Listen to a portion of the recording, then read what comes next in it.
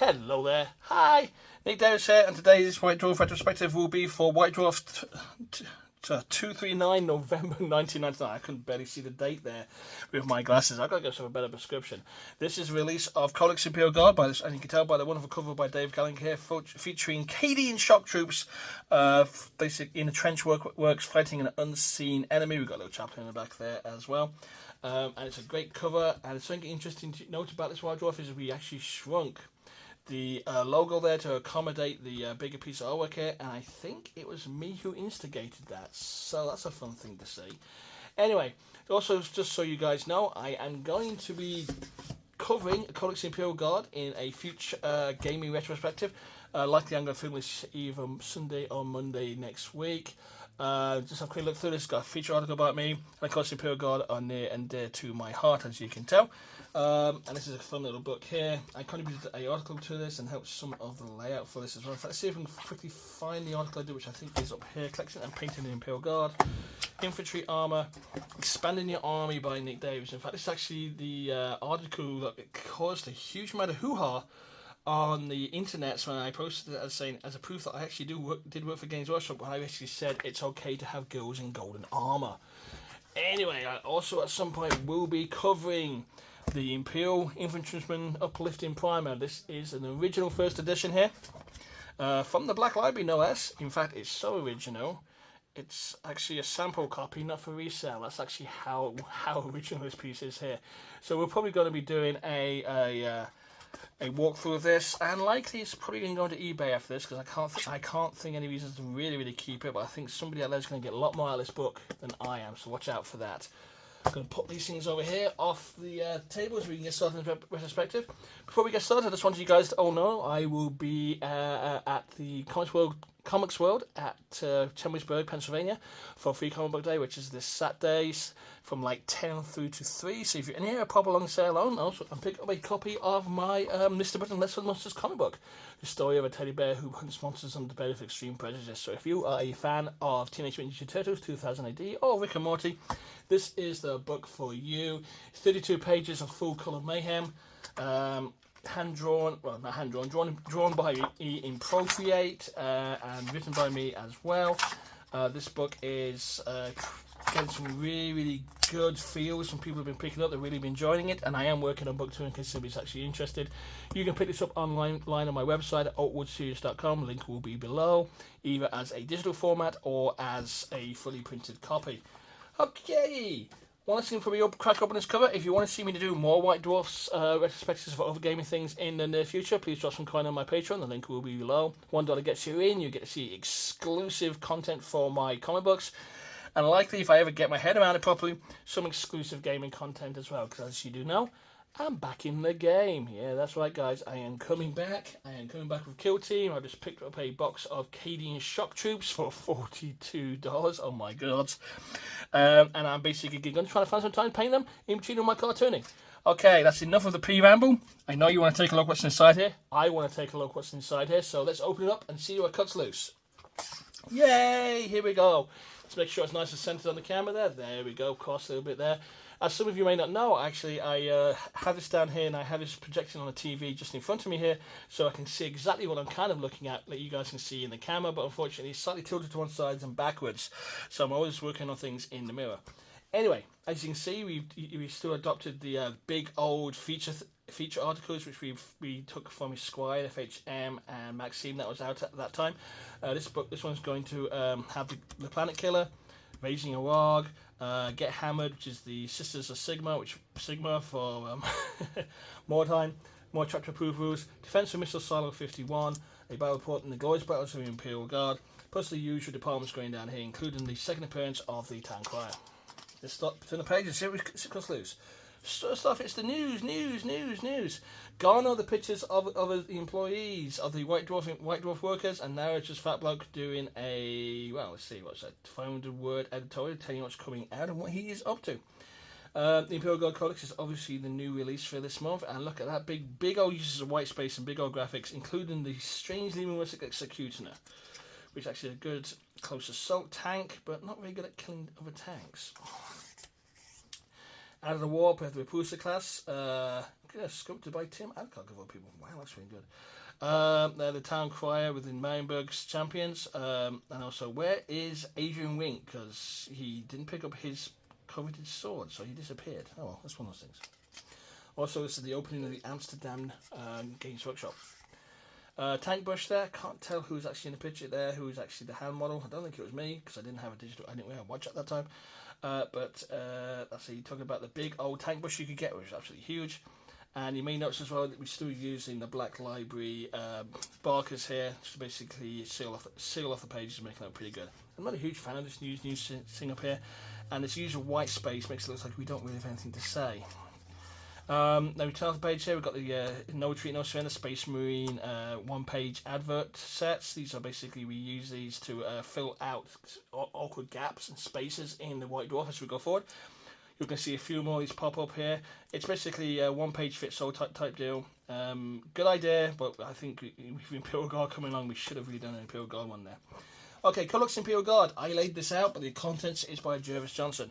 You're actually going to see very little from me in here, since it's an Imperial Guard issue, but I do start picking up the slack in later issues of White Dwarf. Jervis Johnson talks about the Imperial Guard army list. We have a feature of the Catcher's Gun army there. And we have lots and lots of pictures down here. A couple of them done by me. The Jungle Fighters was a test picture I did there. We'll see if we can bring it up to camera so you can see it. I try to get very atmospheric with my toy soldiers, with the toy soldiers when I was... oh, this way, that's it, there we go. Actually, we can put the other tank in there too. I try to get very atmospheric with the pictures of the toy soldiers, trying to make scenes. This is basically... oh, I cannot get this right. I am really screwing this up. There we go. Try to get very atmospheric with these, trying to give these guys a scene using the Catcher's Gun Jungle Fighters. I actually used a lot of aquarium plants around to make it look like a thick jungle there. The tank in the wheat field, that wheat field is actually a doormat. We just shaved a lot of the bristles out of it and it looked like it was going through a wheat field. And these two pictures were specifically done by me. I did a lot of atmospheric shots at that time and it worked quite well. Anyway, enough trying to drive you guys bar me by trying to get this thing to focus on the camera because I was doing a horrible job of that. Some new special rules, because now in the Imperial Guard Codex you can special rules some of your Imperial Guard armies for giving a little bit more of a character, and lots more tanks. The tanks got a little cheaper as well. Some artwork there from the book itself, the hobby guide, and in the pipeline we got coming up, all signed off by Mr. Johnson himself, who did the Imperial Guard Codex. Now here's one of my probably feature article that I did with my name attached to it. This is talking about the new Catcher's Gun Jungle Fighters and how you can use them to make an army up for you here. I even do a sample 500 point Imperial Guard platoon with Catcher's Guns. Thinking about it, actually, the Chimera is put in there to really just fill out the numbers. I would have actually shoved another platoon of Lasgun guys in there, because the Imperial Guard's strength is the use of the firing lines and the Lasguns, not the Chimeras of all things. But it gives you some mobile fire support there, and it's actually a nice thing showing you what you can do with minimal outlay to basically build up a fairly impressive Imperial Guard force. In fact, we've got, let's see, that's 2 box sets, a command squad and a Chimera. Probably checks out to be about $50, probably $60, $70 in total. Since my new Imperial Guard squad cost me $42 for 10, this is an insane amount of pricing for that time. Actually, I don't think you can get these plastics anymore, can you? Another one-page advert there. Glorious Battles of the Imperial Guard. Basically stories about Catechins and some of the battles they got up to. Lots of armour we used for these Catechins, which never made any sense to me because, you know, they don't do that. They're jungle fighters. You don't have armour for jungle fighters. And we just used lots of atmospheric pictures here to show different things going on here. We also done a Mordheim story as well, because that's the Mordheim unit down there, basically facing off against orcs of all folk. Okay, let's turn the page and see what's currently loose. Alpha Company, 34th Catcher Detachment. I don't know what they would do to anybody, but it sure as hell scare me. I'm pretty certain I took this picture here. I am. Actually, I probably did. It's showing basically the Imperial Guard squad of Catechins. The Ogryns make a good mix into Catechins as well. They definitely would get... The Catechins were... Claim to fame was they were the first Imperial Guard squad we did as a rebooted figure for, I believe, 40k 2nd edition. And everybody thought the Imperial Guard were basically just, you know, sleeveless, shirtless guys with just a just a flak jacket around them. I guess it kind of fits the thing and that aliens vibe. So Okay, now we basically go into the retail section here. 1, 2, 3 retail section pages here, all laid out by the inevitable Andy Sharman. Then we go into 2 pages of basically fillers to once again to basically break up the sequences of the books in here. 40-page battle forces, $40. I guess the equivalent now is the combat patrols, which are $160. I think I'm getting that right. Right? Wow, what an increase! Black Library increase. It's been a while since I've actually said, but these files were absolutely huge compared to the magazine. In fact, one of these files was usually bigger than the entire file for the White Dwarf magazine at that time. Anyway, now we go to Racing the Warg. Warg Stand North World. Matt Nichols shares his ideas on how to assemble your very own Warg using the release of the Plastic Light Goblins. Yes, Matt Nichols was now doing what I did, was talking about the Warhammer regiment sets and how to basically build your armies out of them. And he does a really good job of this. He shows the army list, gives the units each one of the names based on the unit counts that you get. I made a nice little article about it, talking about various different functions and why they were important. And since he was actually a orc player, he actually got some better advice than he got from me, who was basically a Lizardman player, who just faced off against orc armies and routinely decimated them. And we finished off with a screen, which is basically a picture of the orc army doing various things. Even though the army look is a much better army than before, this is still the heavy metal army, so it's not the best orc army you can get, but in this case, Matt Nichols took what he got and actually made a better looking army out of it. Warhammer Fortress, surprised to see this in here, but basically we're just filling space. Battlefleet Gothic, because Battlefleet Gothic Slayer of Worlds, talking about the Planet Killer, because you know the Chaos Forces couldn't really get any more powerful ships. In fact, they had really weak ships, and they weren't long-range guns and really fast at all. So we've got the Planet Killer, which can literally kill planets with a big old conical beam flying out of it. That was a nightmare to face. Again, the Chaos Forces had insanely powered ships, and you're using the Imperial ships against them, and it was a nightmare fighting them, really was. But here's a really cool story about abandoning the Spoilers flagship and how basically he notices a Navy officer who's a slave now, looks him in the eyes, he's going for a lift, he stops him and he kills the guy. A little bit about abandoning fleet commanders and how it's important. This is the 13th Black Crusade, I seem to remember rightly. Talking about the Armageddon gun, basically how it can completely and utterly mess your ships up. The Chaos Forces really needed an overpowered battleship because the other battleships were not powerful enough. One page filler, and then is the Town Crier. If I didn't mention the last issue, this is the first one you've come in on board. Town Crier was a special edition we put into the White Dwarf magazine to basically give it a unique feel for the Mordheim.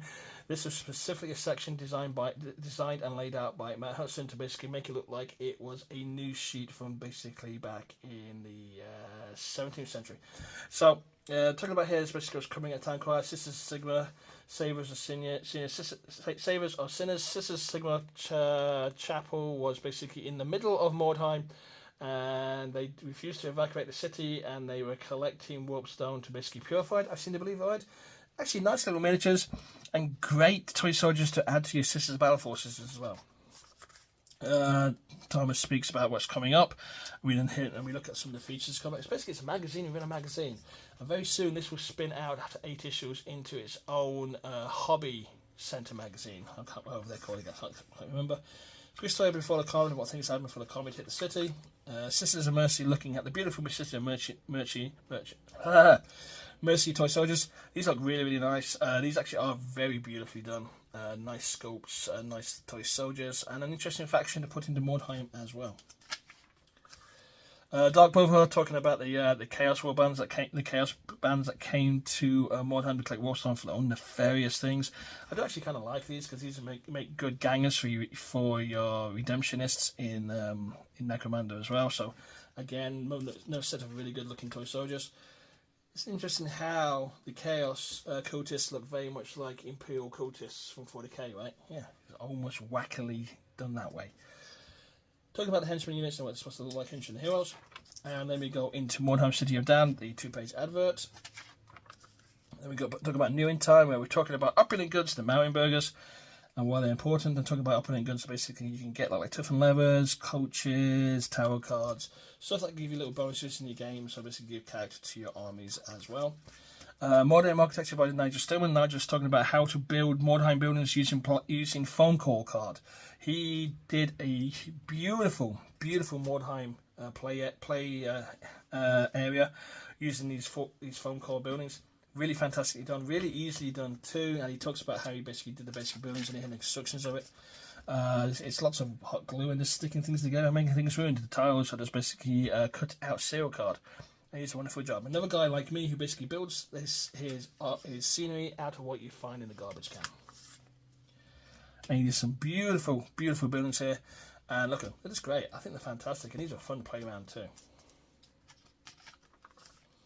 City of Gold, talking about basically the Marienburgers popping up and how they're a very rich faction and they get some really cool weapons. They actually look like really good toy soldiers too. Some nice little shots of the Marienburgers. They're actually trying to figure out how to basically present these warbands and like used a lot of two-tier buildings to make them look like they're bigger than they are. Some character shots and all good mercenary in there. Basically, because Marienburgers would use mercenaries and they look really cool as a character part of your army.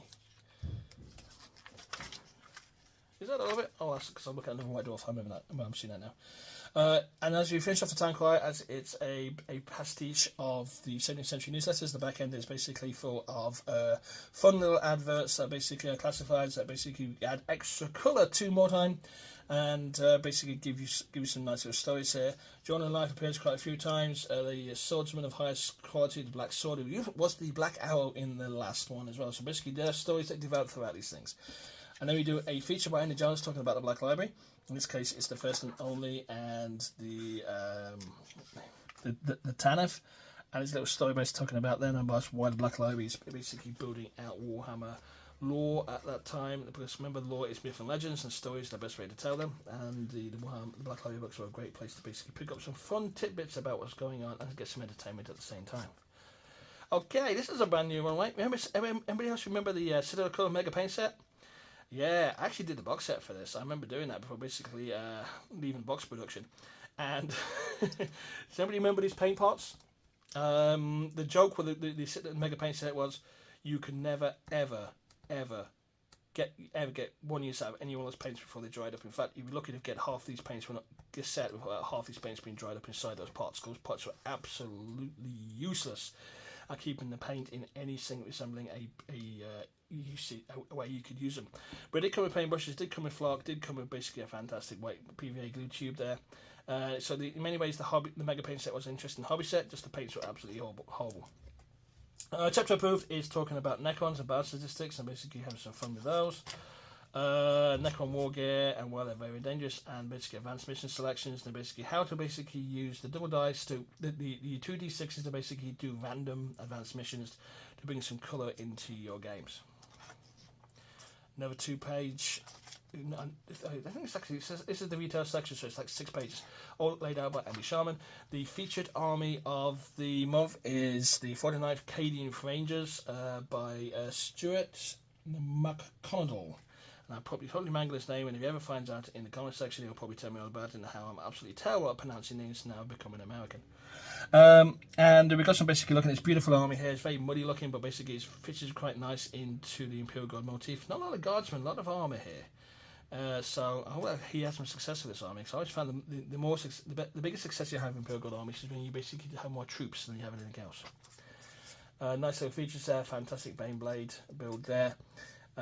He used a kitchen roll, dipped in watery PVA glue to camo net his blast shields for his basilisk. Oh my gosh, that's a really good technique.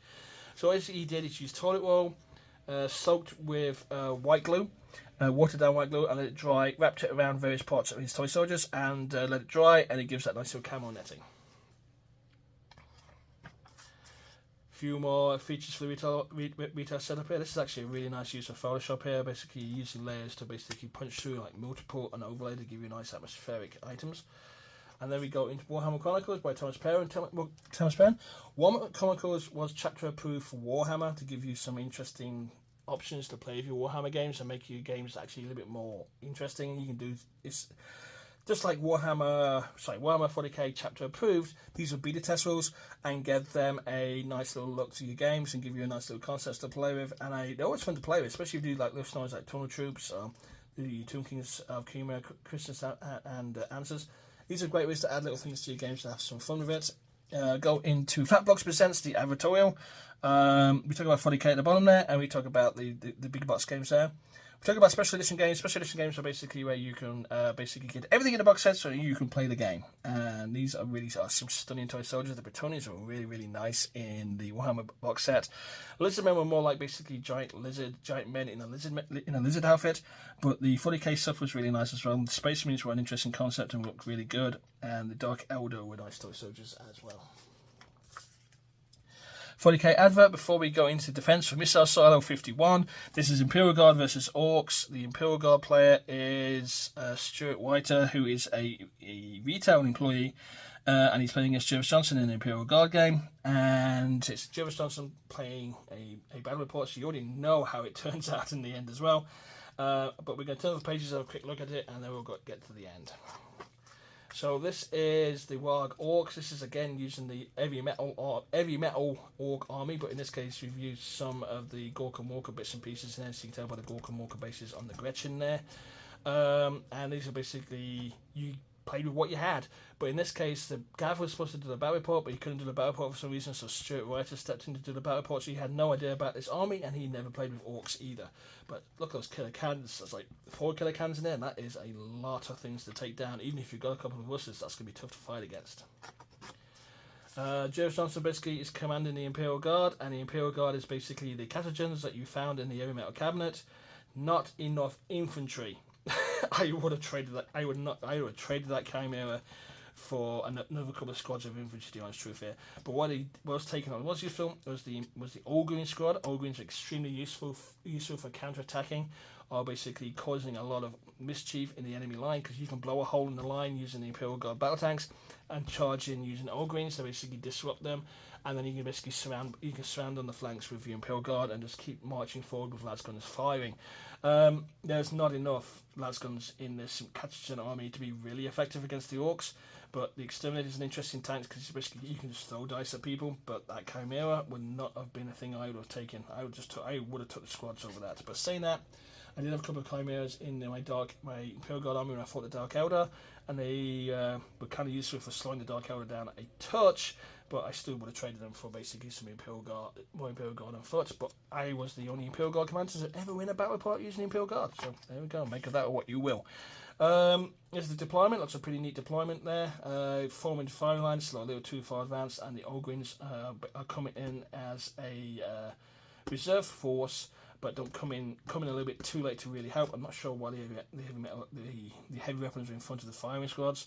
The weapon squads and the squads are so bunched together, it doesn't make any sense. I would be firing lines and just keep firing and firing and firing until the Orcs are right upon me. And the Orcs attacked with the usual charge across the battlefield type deal.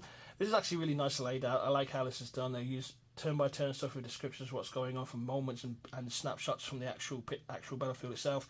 These are actually in-game shots, which basically makes it even better. The map's really nice as well. Simon Schuker did a really good job laying this out here.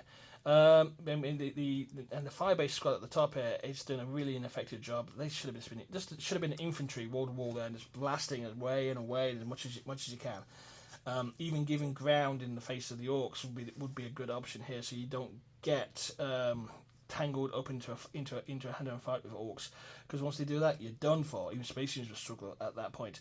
But your advantage is lots of guards, lots of res weapons, and firing and firing and firing, and trying to keep it as close combat as much as you can. But they've got the killer cannons coming here, will make a huge mess of things, because you led the charge quite convincingly using the killer cannons against the Imperial Guard line, which I would have used the killer cannons to shield my Orcs as much as I could as well. Because there's not really much in the Imperial Guard army that could have really hurt them. And I think Jervis got unlucky with some dice rolls, but Jervis always has unlucky dice rolls when he plays battle reports. In fact, he has unlucky dice rolls when you play against him in normal games as well. All-Greens finally arrive, but are quite ineffective about any damage they actually really do. And they end up going up against the Warbusters truck, and then going up against the Orc mobs. These guys can make messes of Orc mobs, so I don't know why we hit the two heaviest targets there is. Maybe they're the only things that are close to the All-Greens at the time to basically do anything with. Oh, by the way, these Ripper guns, insanely deadly in 3rd edition. It's almost worth standing off and basically firing and before you do anything, you get like roll 3 dice per gun, and they just wreck things. Strength 4 cluster shots, absolutely amazing. There's the Lima Musk getting it's battered to death here. It's a battle report where basically Imperial Guard get almost absolutely slaughtered, but the Imperial Guard are there to get slaughtered in every single games. And Jervis fails to hold the line and gets overrun, but that's to be expected. And it's actually a fun little battle report. The way that's really nice. The use of the backgrounds against the text is interesting, though in this case we lose the text into the background here, and this makes it a little bit harder to read. You know, hooray for Mega Armor. Basically, Stuart's tie games was saved by the killer cans and the Mega Armor. His old boys were largely ineffective, and so they basically saved the game for him, and he won the game there. So good for you, Stuart. Good for you. Mail section laid out by me. As you mentioned before, I like putting toy soldiers into my sections, so we have lots and lots of toy soldiers going on here. Woohoo! Look at all that. All the Imperial Guard tanks I can fit on the page and then some. Look at that. Griffin, Basilisks, the Hellhounds. I only used the Hellhound once, and then it got hit and blew up and made a huge mess of my flank once. But it was actually a fun tank to use, and people are terrified of it, so even for a fire magnet, it's actually kind of worth it. One Imperial Guard platoon here, which basically is based off the Imperial Guard platoon we got there. $41 for all that, my friends. It cost me £41, which will work out to be $50 US. My Imperial Guard, Cadian shock troops are almost $50 for 10. Those were the days, and even back then we would consider these expensive. But think about that, guys. Think about that. All those toy soldiers for $50. It's $160 nowadays. My goodness. My goodness. Catch and heavy weapons. Some classic and catch in there, and plastic ones in there. And of course, my favourites, the Ogryns. Ogryns will always have a near and dear part in my heart, because Ogryns are the best assault troops you can ever get in the Imperial Guard army. In fact, they're the only assault troops you can really get, but they just really hold their own. And I've always liked Ogryns ever since I read the first Imperial Guard story from the army list that was for first edition. That was in, oh god, it was like White Dwarf 10, I think. Where basically a commander and the colonel and his captain were talking in the trench, so basically what they could do to stop the Eldar, and instead of send the Ogryns in there to basically make a hole, and would have send in our troops after them. So I always liked Ogryns since then. In fact, I like the fact that basically you could use Beastmen in the Guard too. So that was actually kind of fun for me too. Mega Colour Paint Set, if you ever want to take the risk of basically getting paint that makes good clay with one use, that's up there as well. And the advance orders coming up are the Furioso Dreadnought, which looks really cool. The Witch Hunters, actually neat as well. The Chaos Fleets here as well. And there we go. In fact, do we have the advance order for the Dark Elder here? Let's see if I can just turn back this page just a second. Okay, again, I took a look at White Dwarf 240 after I looked at White Dwarf 239, so I may be getting some things flicked over. But we're not far away from the Dark Elder versus Eldar battle report, which is going to be White Dwarf 241. More about that in 240 as it comes up. So there we go, we reached the back page with John Paul Bizzagotti's Marienburg Warband. Look at that, isn't that beautiful? That's really nice, really nicely painted Marienburgers. And John Paul Bizzagotti is a fantastic painter. Terrible gamer, but amazing painter. So there we go. There are my friends. That is White Dwarf 239, November 99 edition. I do appreciate you coming along all this way for the ride. I thank you all for checking out my videos and basically leaving your comments below. As you know, I do my best to reply to as many comments as I possibly can. And joining the conversations, because you know it's all about the hobby and we all love the hobby, right? So please like and subscribe. I think the buttons are going to be probably around, let's see, here and maybe there, maybe over there, or one of the two anyway. So please like and subscribe. Please share with all your friends, let them know about my channel. Please back my Patreon so I can do more and more of these things. I'm still trying to locate my copy of White Dwarf 241. I'm a little bit concerned I might not have one, but we shall see after we get to 240. And I'm starting my hobby journey again with Imperial Guard, with the resurrection of the 95th Rifles, on this case the 95th Combined Rifles. I thank you again for coming this far with me. I hope to see some of you at Free Comic Book Day. If not, you take care, and I will see you for the next one, which will probably be Codex Imperial Guard. So you take care now, and see you around. Bye bye bye.